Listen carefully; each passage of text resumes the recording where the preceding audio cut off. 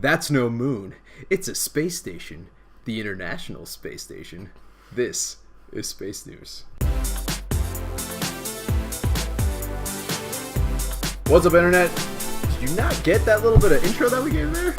It's all about to make sense. I'm Marcus. I'm Kevin. And we're about to talk about the International Space Station getting itself a Death Star laser. That's right, a laser that's kind of like the Death Star laser. So, in case you don't know, space, namely around Earth, is full of space debris. There's a lot of junk up there, namely 3,000 tons, estimated by NASA. There's 3,000 tons of stuff about 500 miles above us right Mostly now. in very small pieces. Very or small things. like big zombie satellites, one or the other. Right. So, things like the ISS are shielded so that they can survive impacts with things about 0.4 inches in size. So that's not very big. Yeah, it's like this. That's very small. But there are larger things out there, and we can't detect everything between about 0.4 and 4 inches from Earth. So we need other ways to detect it. So they're actually setting up the Extreme Universe Space Observatory, which is a telescope that is meant to be put on the Japanese module on the ISS in 2017. They're actually going to use that to track these smaller pieces of debris. But that's not all. In order to actually destroy these pieces of debris, they have devised a laser system called the Coherent Amplification Network laser, which actually works just like the laser in the Death Star. So light can be amplified by having all of its waves basically match up. So if you have a series of lasers, you can actually boost the total power at the very end after everything's emitted by having them all sync up, basically. Right. And then we can say something fancy like commence primary ignition, and this would happen. Commence primary ignition.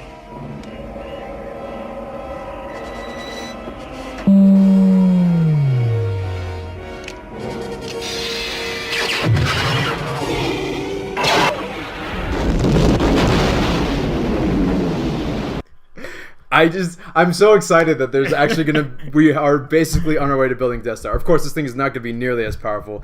The version that will be going up in the International Space Station in 2017 or 2018 is just a proof of concept, which will be a 10-watt laser. So it's not very powerful, but it'll be powerful enough to at least test and make sure that this works.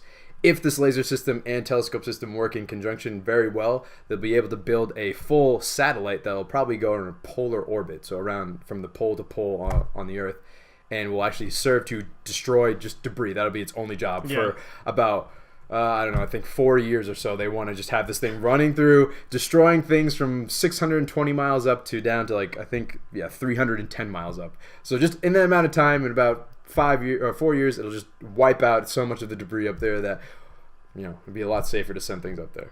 Because we have a Death Star laser. Kevin, tell us something else that's not so deadly.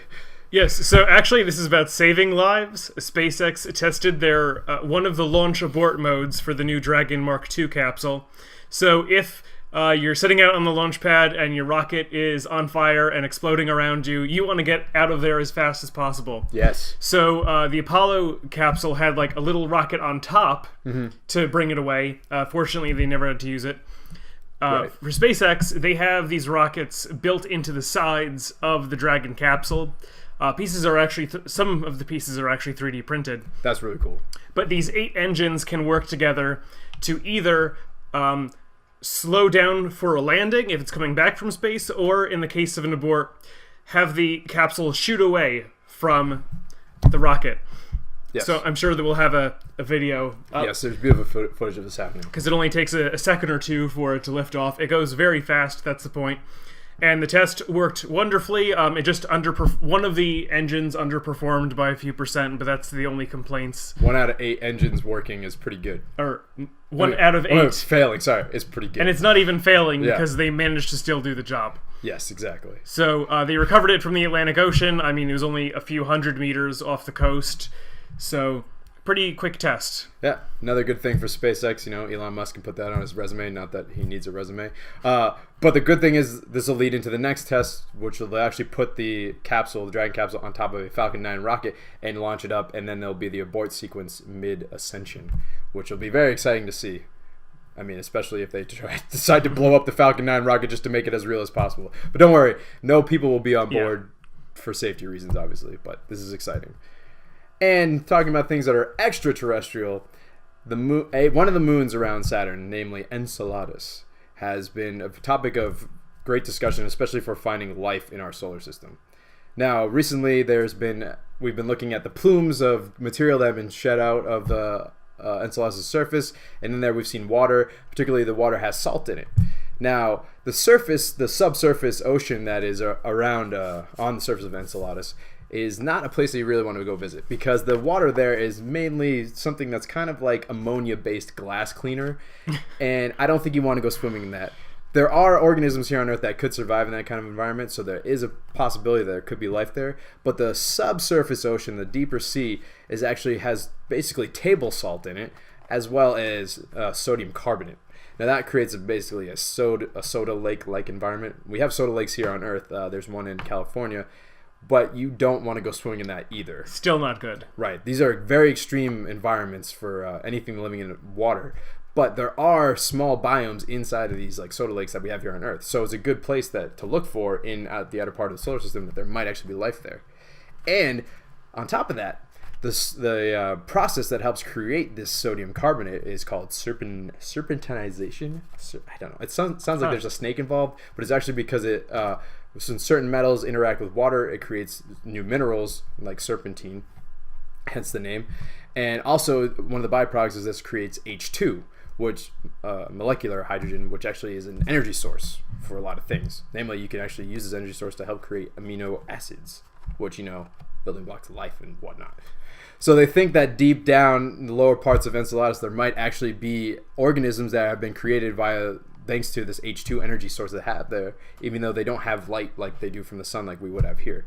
So, this is one of the next places that we'd want to actually maybe send a probe to actually get down there in the surface. But, people want to go to Titan and Mars first, whatever. Enceladus is cool. Lots of interesting targets. Lots of interesting stuff. Thank you for watching Space News. If you want to help support the show, we have t-shirts. We actually have a new t-shirt coming up very soon. Kevin doesn't know about it. I just made it up right now in my head. No. There'll be a picture of it on screen. Also, if you're in Rochester this coming week, there's actually there's going to be a, what is it called again? Astronomy on Tap event. If you're over 21, right, you can come listen to astronomy talks. You can do astronomy trivia and at a bar. At a bar. So there's going to be alcohol there, and that's a great thing. So only if you're over 21. There'll be information about that in the doobly-doo description thing down below. But thank you for watching. Thanks. We'll see you out there. Thanks for watching today's video. You can like and subscribe down below, as well as comment on all the different subjects that we talked about today. You can find other content elsewhere on the internet, so look for those links. You can also watch a random video of our channel right here. Thanks for watching.